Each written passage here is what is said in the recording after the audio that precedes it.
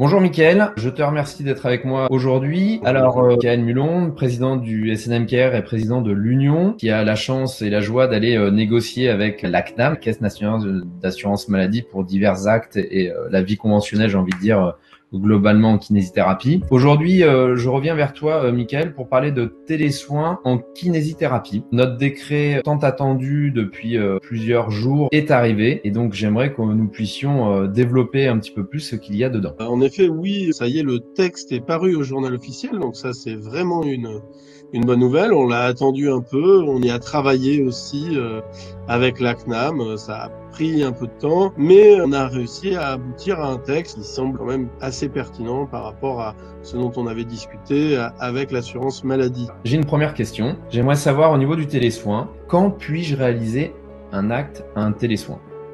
Alors, il faut savoir que les actes sont ouverts en télésoin jusqu'à la fin de la période de confinement.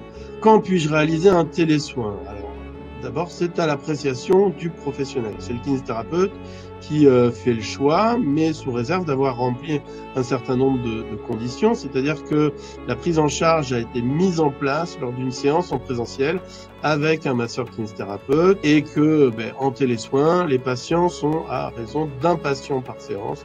Il faut aussi qu'il y ait une visio et pas uniquement téléphonique, c'est ce qui a été calé par l'assurance maladie. Alors ça concerne pas tous les actes, mais une grande partie des actes, notamment des actes de traumatologie, de neurologie, respiratoire, maxillofaciale.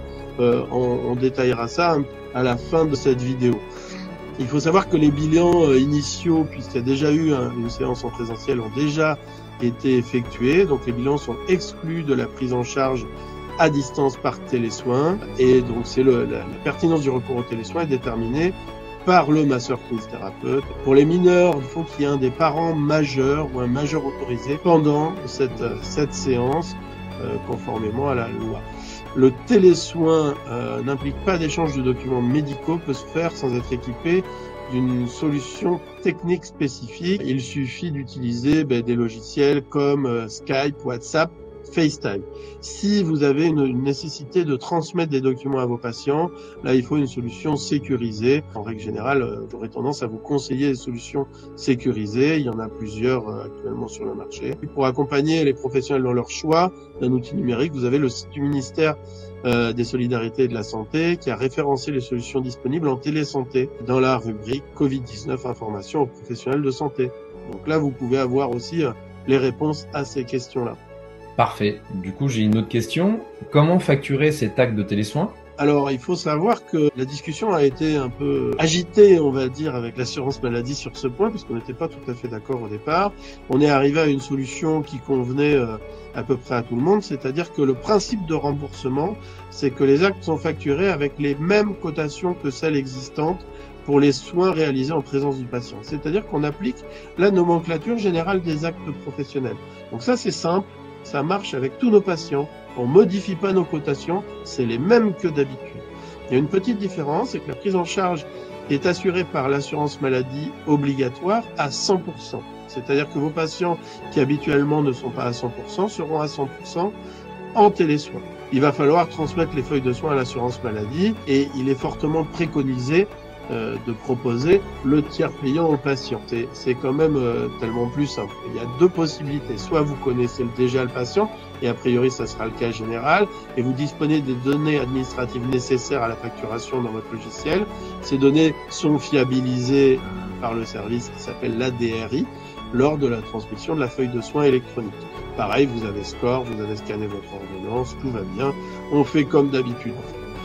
Si vous ne disposez pas d'ADRI, vous pouvez toujours aller sur InfoPatient, sur ameliepro.fr pour récupérer ces données et les saisir dans votre logiciel.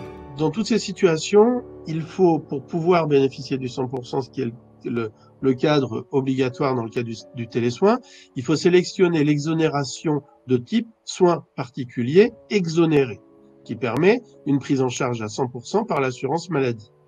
Vous pouvez transmettre la feuille de soins électronique en mode dégradé et l'ordonnance via SCORE. Très bien. En tout cas, c'est clair. Donc, une cotation du 100% pour tous les patients en télésoins. Alors, comment me faire payer cet acte de télésoin ? C'est exactement ce qu'on vient d'échanger. Après, je vais juste aller un petit peu plus loin parce qu'en fait, c'est pas parce que le patient est pris en charge à 100% qu'il est forcément en tiers payant. Donc moi, je vous conseille, et il est préconisé par l'assurance maladie, de faire un tiers payant à 100% de tous ces patients. Mais autrement, en cas de hors tiers payant, je vois pas pourquoi, mais a priori c'est possible, vous pouvez vous faire des paiements en ligne, des virements instantanés, un envoi de chèque, enfin tous les moyens sont possibles. Et donc, une question un peu plus pratico-pratique, les actes réalisables à distance en télésoins, sont lesquels? Les actes réalisés ont été listés dans le texte. On a notamment de la traumatologie et de la rhumatologie avec la rééducation d'un membre et de sa racine avec le fameux AMK 7.5, la rééducation de tout ou partie de plusieurs membres ou du tronc ou de plusieurs membres, la rééducation du rachis, la rééducation de l'enfant ou de l'adolescent pour déviation latérale du rachis, la rééducation des malades atteints de rhumatisme inflammatoire, la rééducation abdominale pré- ou post-opératoire, la rééducation abdominale du postpartum, la rééducation maxillofaciale en dehors de la paralysie faciale, la rééducation pour insuffisance veineuse des membres inférieurs, la rééducation pour artériopathie des membres inférieurs, la rééducation de l'hémiplégie, la rééducation des affections neurologiques stables ou évolutives, et la rééducation des maladies respiratoires obstructives, restrictives ou mixtes, avec nos cotations habituelles. Donc vous voyez que le champ d'action du télésoin est quand même un champ assez large. Très bien. Bien écoute, Mickaël, je te remercie pour toutes ces indications. Encore une fois, on est à ce jour très content que le décret soit paru au JO pour faire de télésoins en kinésithérapie. Merci pour toutes ces indications. Je te laisse le mot de la fin. En effet, oui, je te rejoins pour dire qu'on a attendu ce texte, qu'aujourd'hui il est sorti. Ça fait plaisir. C'est pas parfait, certainement pas. Je tiens à dire aussi, pour les gens qui sont inquiets du télésoin, que d'abord, ce texte nous limite dans le temps l'usage du télésoin. Nous verrons après ce que nous en ferons et ce que deviendra le télésoin en kinésithérapie. Il faut savoir aussi que le télésoin en kinésithérapie n'est pas à même de remplacer la kinésithérapie en présentiel. C'est juste un outil supplémentaire pour le kinésithérapeute au service des patients. Très bien. Merci Mickaël. À bientôt. Avec plaisir. Merci à toi.